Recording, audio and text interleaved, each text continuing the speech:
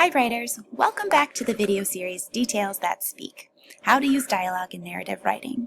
Today we're going to do part 2, using dialogue tags, and you might be wondering, what is a dialogue tag?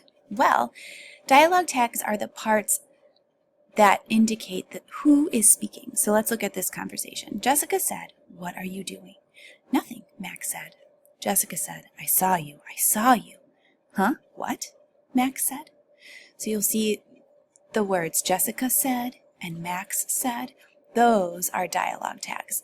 And those are a really important part to include when you're writing dialogue. Otherwise, it's really confusing because you don't know which character is talking when. But this is kind of a boring conversation. And part of that is because we only use the word said each time. Okay?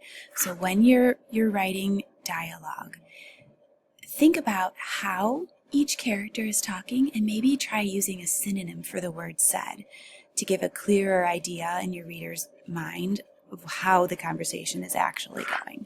So let's look at a revised conversation here, looking at how the characters are speaking. Jessica questioned, "What are you doing?" "Nothing," Max replied. Jessica shouted, "I saw you! I saw you!" "Huh? What?" Max retorted. So those synonyms for said, questioned, replied, shouted, retorted, those give a much clearer idea in my mind about how this conversation is going. It sounds like to me, Max maybe did something sneaky and Jessica caught him. And now Max is getting a little bit defensive about it.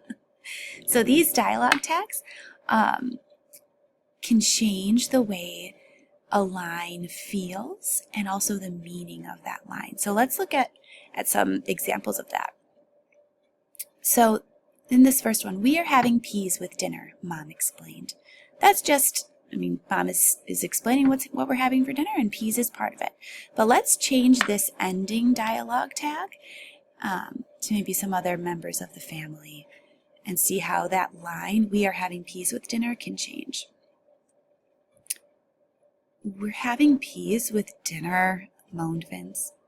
Okay, you can see here that Vince is unhappy with this piece of information.